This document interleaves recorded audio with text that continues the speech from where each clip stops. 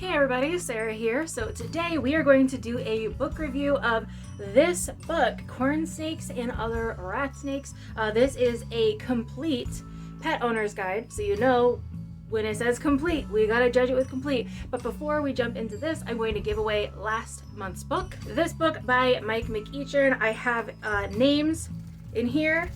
I don't know if you can hear them shaking around. But if anybody comments on a video of a book that we do a review on, then their names go in a hat or in a bag in this case, and are drawn, and we give that book away to that person. So if you're interested in winning today's book, just comment anything down below and your name will go in that hat. All right, now I'm going to go ahead and draw a name out of here. We had quite a few this time, so I'm excited about it. Let's see, we have Sarah Bahan. Bahan? Hold on, let me see if I can find the spelling. Maybe. I have terrible handwriting, so sorry about that. B-O-U-G-H-A-N. So Sarah, if you are watching, we share a name and now we're going to share a book.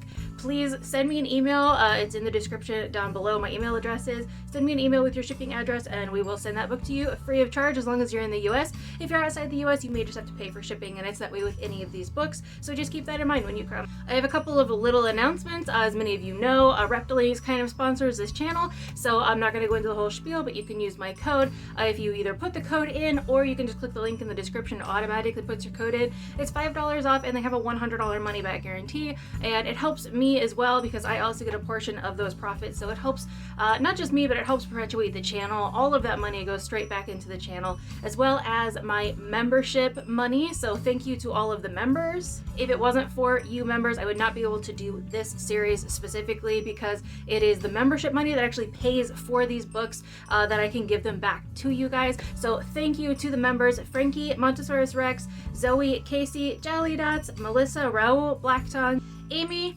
Bridget, William, Robert, other Amy, and April. You guys are all awesome. Some of you have even been here for 6 whole months, pretty much since I started doing the membership thing. So thank you guys so much for being members. If anybody else would like to be a member, it's $2 a month. You get access to live videos after they're over, and you will also get your own content. I am going to do a live video as soon as this premiere is over. So if you are here for the premiere, thank you so much for being here. Say hi to me in the chat. And also you can jump straight over to the main part of my channel after this, and I will be going live. I'm actually going to be opening Pokemon cards that I got from Craft and Lackluster Gaming. I will link him or post that somewhere. He's another YouTuber who also has corn snakes and is also into Pokemon and is also into video games, and at some point we may even do some sort of streaming collab. But until then, I'm going to open some Pokemon cards that he sent me, and I'm very excited to do that live tonight. And you guys are welcome to also ask me questions live as well that doesn't have to be Pokemon related. In fact, I'm fine, more than happy if it's corn snake related. That way we can just get a conversation going about corn snakes while I open these awesome Pokemon cards as well. I don't know if you noticed with all these back here, but I am quite the Pokemon fan. I actually have a second channel where I will be putting all of my card opening videos. So if you would like to check that out, I'd really appreciate it. It's going to be in the description as well. I also have a website, sarahsnakeshop.com. You can get snakes and snake accessories, so I'll link that down below. And also just want to remind you to like and subscribe and all that stuff. Let's jump into the video. It's been long enough. So I'm going to highlight the 3 criteria on which we judge all of these books. They are: 1, how accurate is the information in the book? So if I was going to go through this book, would I actually recommend the information that's in it, good or bad? 2, the ease of reading and understanding it from an English speaker's perspective, because all of the books that I'm doing are in English, and some of them, as many of you may know from the very beginning of this series, some of them are not easy to understand, even though they're technically in English. So we are going to look at grammar and all of that kind of stuff. And the last is it as advertised, especially based on the audience that the book is supposed to be for? So if this is something that's supposed to be for advanced keepers versus new keepers, with this being the complete guide, supposedly, I would say that the audience is pretty much anyone who owns a rat snake. Now, I'm only going to be reviewing the corn snake portions of this book, as well as looking at the rest of the book from a corn snake owner's perspective. The majority of this book is about other rat snakes, so I'm just putting that out there right now. If you are someone who likes many different types of rat snakes, you want to own many different types of rat snakes, this book is going to be a great one. I'll just mention it now. Maybe not so great for just corn snakes though, and we'll get into that. Each book will get a number between 1 and 10 for each criteria, and then we will average them at the end to get the book's overall score. Remember, this is all just my opinion and has no reflection on the people who wrote the book, and it is just how I personally feel about the book. So if you buy the book and you think that it's a 10 out of 10, or if you think it's a 1 out of 10, that's awesome. Everybody has their own opinions. This is just mine. So we're going to start with how good or accurate is the information in the book from a corn snake owner's perspective. I'd say for the most part, it's pretty good. There is some things in here like the sizes that the snakes got to, and especially once you got to like the corn snake morph section. The corn snake morph section was just completely butchered. Like, it would have been better if they had not put any corn snake morph information in than the information that they put in there. So for me, as someone who's like very specific about corn snake morphs, you may know I have my whole corn snake morph deep dive series on my channel. It's actually the most popular series on my channel. So if you'd like to check that out, if you haven't seen it, I'll link that above. So for me, as someone who's like really into corn snake morphs and genetics, seeing the morph section of this just completely butchered really like set it back pretty hard for me. All of the like care instructions and breeding instructions were okay. However, I can't really recommend it if you are coming at it from a corn snake breeder's perspective. Maybe if you're just a casual keeper or owner, but there is some information in here that's going to be super confusing for anybody who is trying to talk about morphs, and I'll get into the details at the end of the video. But for now, in the how accurate is the information, we're actually going to give this a 6 out of 10. Now, as far as the writing goes and the ease of understanding this book goes, they actually did a really, really good job, and I think that they have a perfect amount of photos versus the breakdown for certain things. There's specific sections in the book where they highlight certain things, like a whole page on just how to brumate your reptiles and a whole page on checklists for what you need to do for breeding. And I thought that that was really great. It was a really great breakdown, the way that they handled it. They even showed things as simple and as small as just like how to place your snake in an enclosure correctly. So I think that they did a really, really good job on the ease of understanding and how well it is written. I didn't really find any grammar mistakes. There were a few mistakes just in like certain words, but again, that was back in the morph section, and so it's hard for me to know for sure if it's really a mistake as far as grammar, or if it's a mistake because they didn't understand morphs. And so I'm not going to give it any points off for that, since I already took so many points off for them not understanding the morphs. So I would say in the ease of understanding from an English speaker's perspective, 9 out of 10. They did a really good job.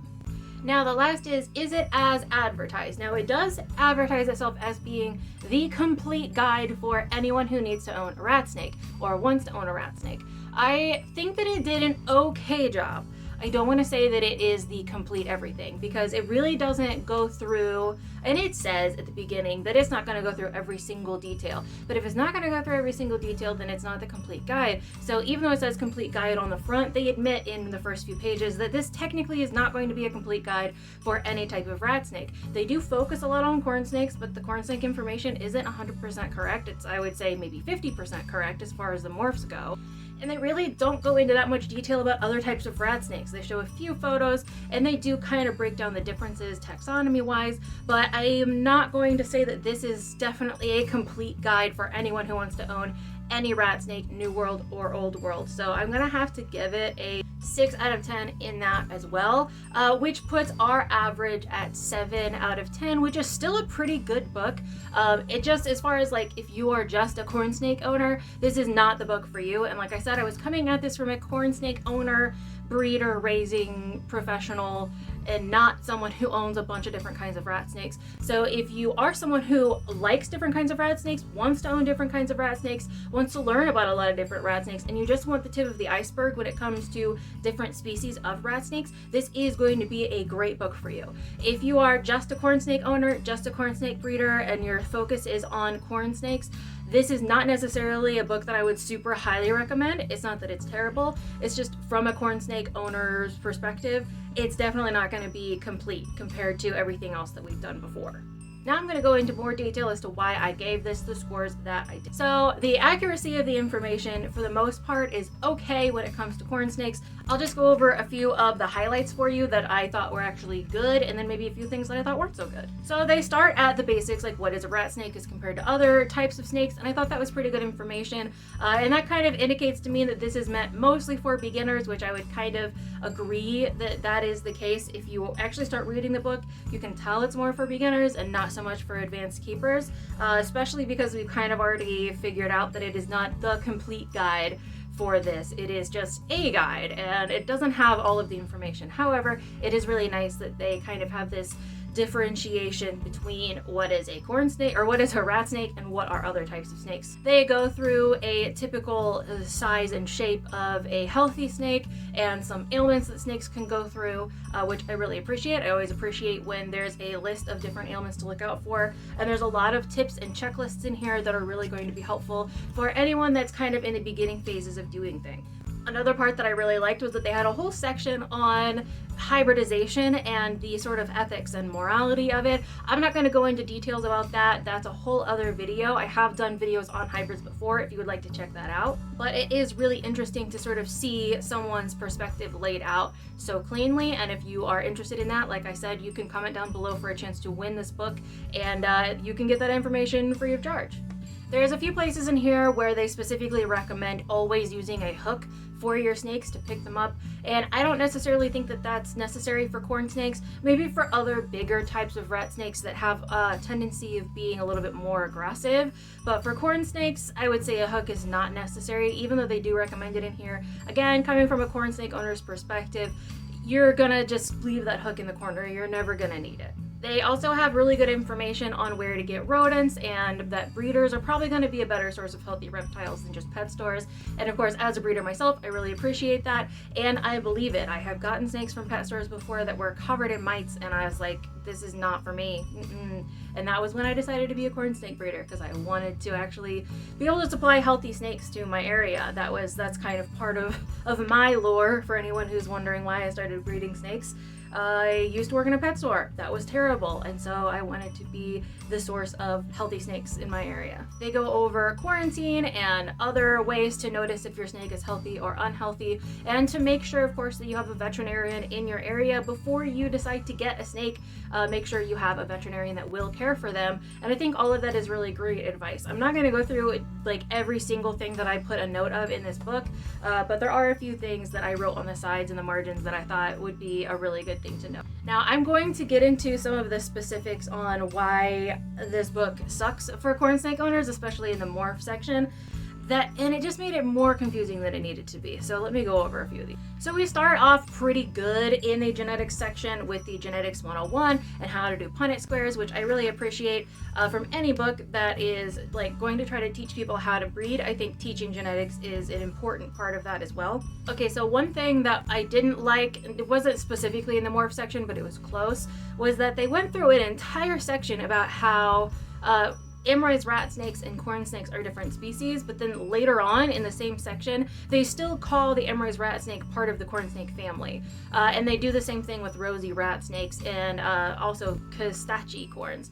And so it just seemed kind of contradictory to me to show this whole graph about how these are separate species, but then in the next page, you just kind of go back and say, oh no, these are all part of the same thing. They are genetically different, they are taxonomically different, and the taxonomy is even in here, which I thought was really good when I was reading through it. I thought it's awesome to see this whole graph of the taxonomic table comparing different types of rat snakes, but then the next page to just sort of say they're all lumped together. It just seemed like maybe some editing needed to be done with that. That's just my opinion.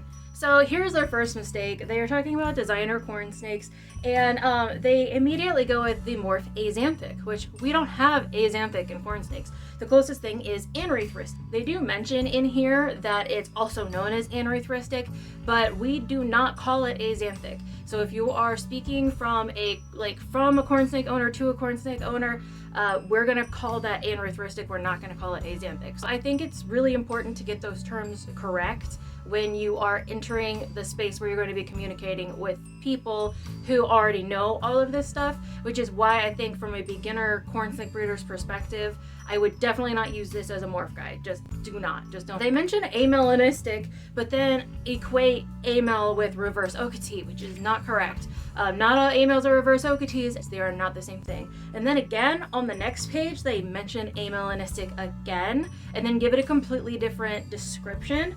And then they mention amelanistic a third time, like white amel, which I assume they mean snow, but then they talk later on about snows. And so I'm not sure what they mean by just a white amelanistic.